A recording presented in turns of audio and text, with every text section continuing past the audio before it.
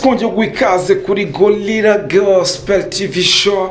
Wowe wakoze subscribe uri umuntu w'agaciro cyane kandi turakwemera dukomeza tugusabira umugisha kandi umugisha mwinshi cyane. Naho utarakora subscribe akaniko kanyakeza kugira ngo ukore subscribe winjire mu muryango mugari wa Gorilla Gospel family, umuryango mugari cyane uharanira gukomezanya mu rugendo rujya mwijuru. Nta wundi rero mugiye kubana nange nazi JJ kubwo umwami Yesu ankunda ndamahoro. Reka mubwire ngo kubwami Yesu agukunda kandi akwitsayeho, ese niki cyatuma utsaba amahoro? Abafilipi igice cya 4 umurongo wa 13 bavuga nshobozwa byose na Kristo umpa imbaraga. Reka mubwire ngo nshutsi mwene data w'umurya matwi udafite Yesu Kristo nta wundi wabasha kugushoboza, kuko muri isi muri rugendo turimo n'urugendo rukomeye kandi urugendo rumeze neza, urugendo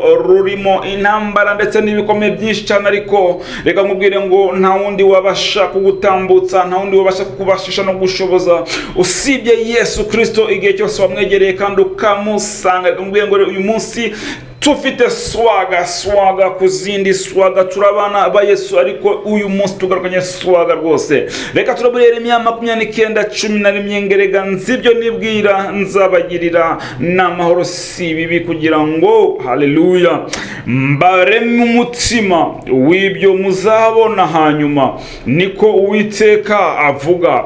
Muri Yeremiya 29:11 harongera hakavuga ngo nanone nzibyo nibwira kubagirira. Mu yandi magambo birashaka kutubwira yuko Imana itwifuriza ibyiza, kabone nubwo we wabona uri kunyura mu ntambara no mu bikomeye byinshi cyane. Ariko reka mubwire ngo Imana yo irakubwira ngo nzibyo nibwira kukugirira, kabone nubwo uri kubona winyurira mu bibazo kandi cyangwa se winyurira mu bigeragezo, ariko Imana yo iraguhumuriza ikubwira ngo Imana izi icyo yibwira kukugirira kandi no kugikora izagikora, kuko Imana yacu ntago igibesha. Reka mubwire ngo impamvu uri kunyura mu bibazo cyangwa se mu bigeragezo bigiye bitandukanye, hari ubwo ari ishuri Imana iri kunyuzamo kugira ngo igushikirize mu bihe byiza birenze ibyo utekereza. Niyo mpamvu ijambo ry'Imana rivuga ngo hahirwa ukomera ndetse akihangana. Yesaya 40:31 rivuga ngo ngariko ngabategereje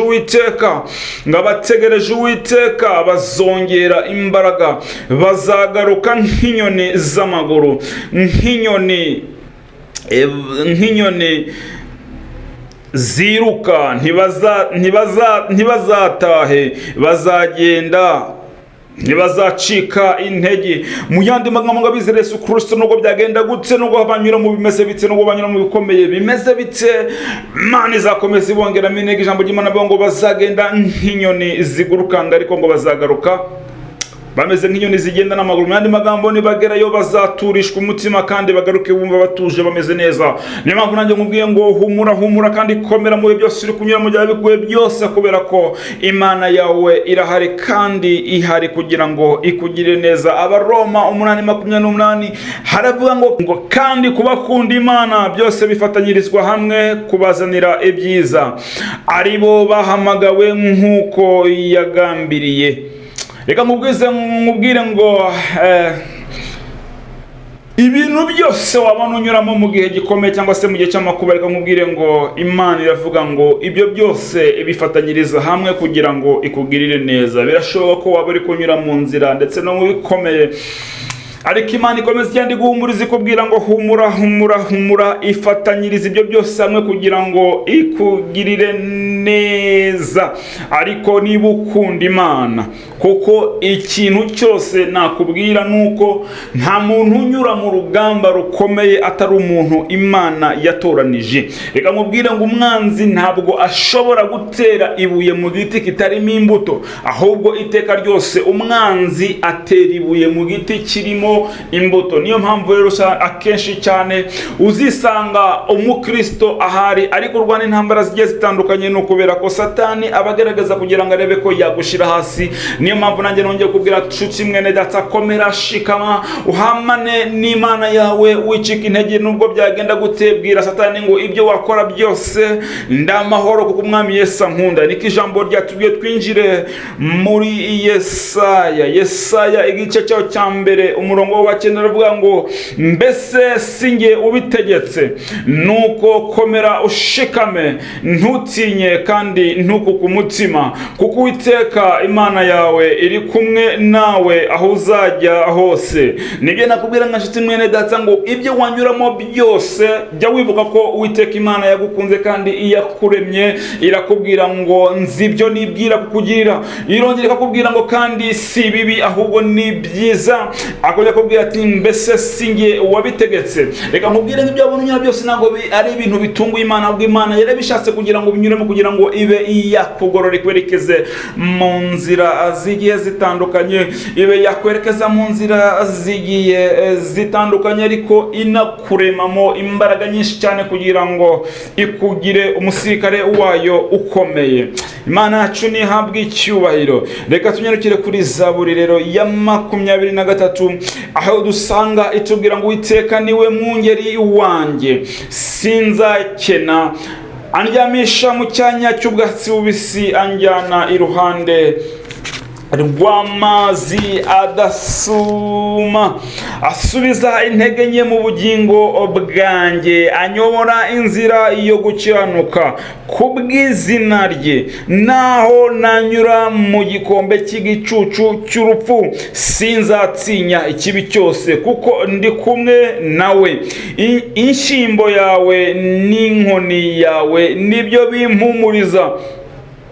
Untunganyiriza ameza mu maso y'abanzi banjye, unsize amavuta mu mutwe, igikombe cyanjye kirasesekara. Iyo ngeze kuri uno murongo wa 5 uvuga ngo untunganyiriza ameza mu maso y'abanzi banjye, hari igihe abantu bakubwira cyangwa se bibwira yuko nubwo uri kunyama bigaragaza ibintu byaba bigiye kukurengana, ariko nyamara reka nkubwire ngo hari igihe Imana ikugirira neza ikagutunganyiriza ameza mu maso yabibwiraga ko byari birangiye. Shutsi mwene data, reka nkubwire ngo Imana yacu ni Imana itabara, kandi Imana yacu ni Imana y'inyembaraga, ni Imana itirengagiza uwayikunze, ni Imana itirengagiza uwashyizeho umwete kugira ngo ayishakashake. Ijambo ry'Imana ngo nimushakashaka Uwiteka muzamubona, ngo kandi nimwirukane Satani nawe azabahunga.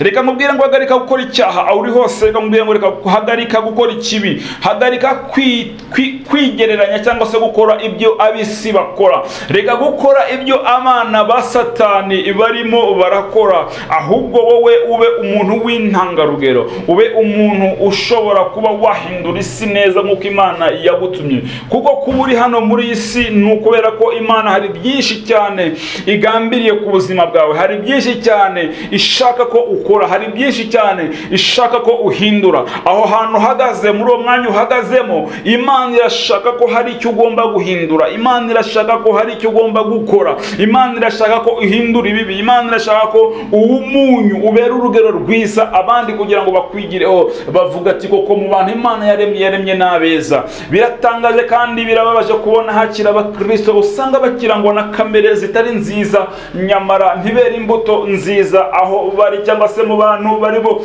Ugasanga abantu barabitotombera cyangwa se barabinubira, nyamara bitwa ngo n'abakristo. Reka mubwire ngo rero shutsi mwene data, gerageza ubane n'Imana, gerageza wemerere Mwuka w'Imana kuyobore, kandi nakuyobora ntago azakuyobora mu ngeso za kamere, ahubwo azakuyobora mu ngeso nziza zishimwa n'Imana. Niyo mpamvu nongeye kubwira ngo rero aho uri hose gubwa neza, gira amahoro, komeza ukurikire Gorilla Gospel TV Show, nkwibutsa yuko abizera Imana bose naho byagenda gute, imbaraga z'Imana zizabafata, zizabakomeza.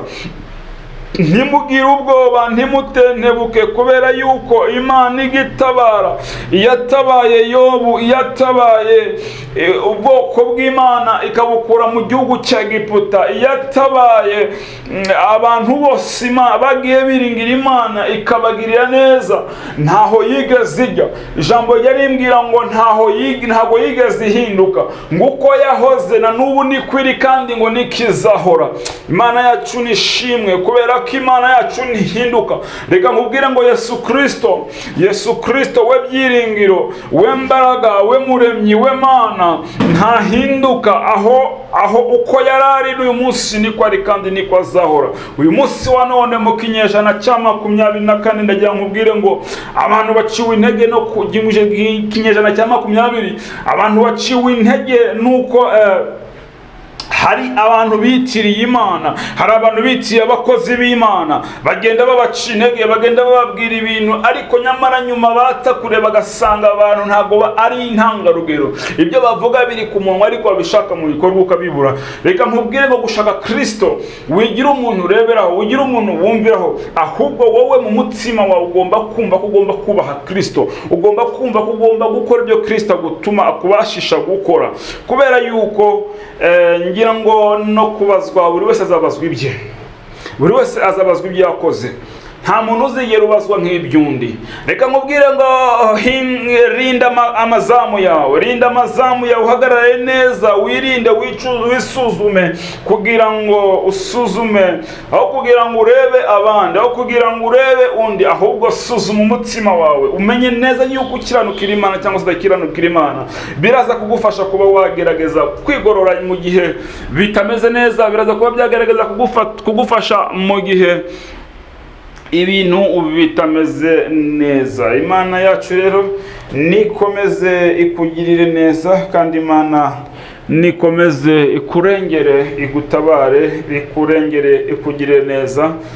Mu izina rya Yesu Kristo nkweretse uyu muntu Uwiteka ubana natwe kandi ukomeje kubana natwe. Mugirire neza Uwiteka Imana, niwe Imana igira neza, niwe Imana ikomeye, niwe Imana ya Isaka, niwe Imana ya Ibrahimu, niwe Imana ya Yakobo.